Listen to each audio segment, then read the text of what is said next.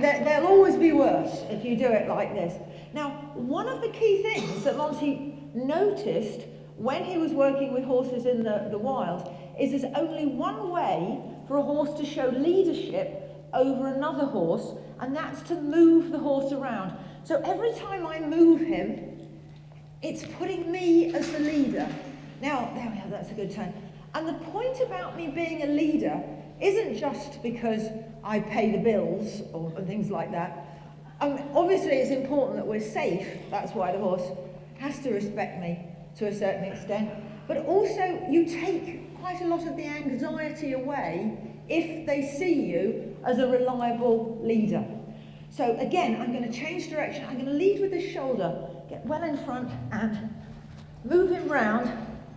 Good. And so I've changed the direction a couple of times. And now let's all look, okay, and let's see if this horse starts to give us some signs that he's communicating with me, that he wants to come in and join up with me.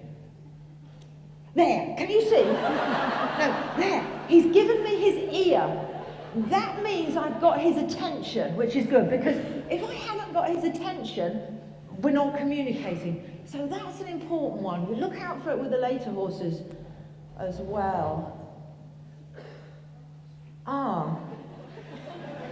Can you see that? Licking and chewing.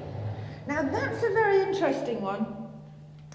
It can be, if you've seen a foal go up to an older horse, they do this snapping, and it's, oh, I'm just a little baby, please don't hurt me. It's quite a submissive gesture.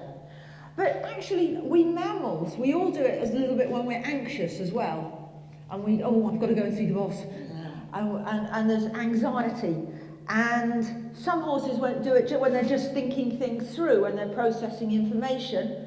Some horses do it when you're bringing their feed. So with all this body language, we've got to think, it's like human body language. Have you heard that if you rub your nose, it means you're lying? Do you hear that one?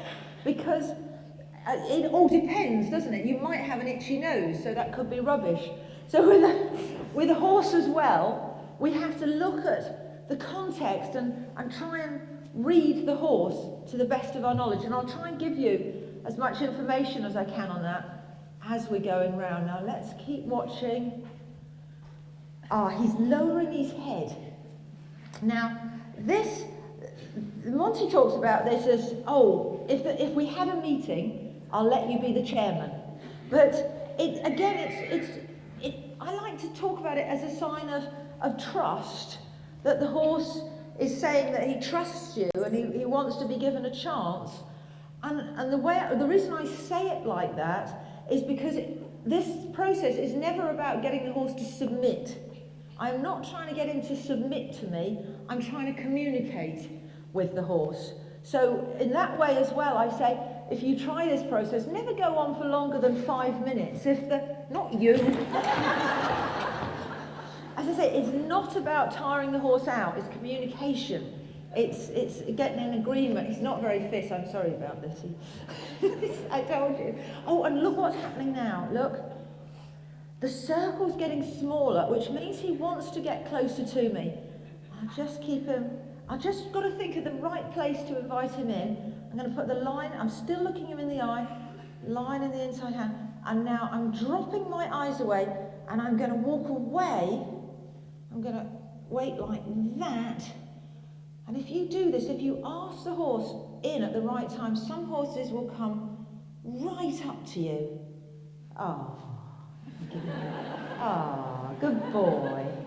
And that's lovely. And so, not every horse will, to be honest, but we'll see again if I have to work a little bit harder to draw the horse to me.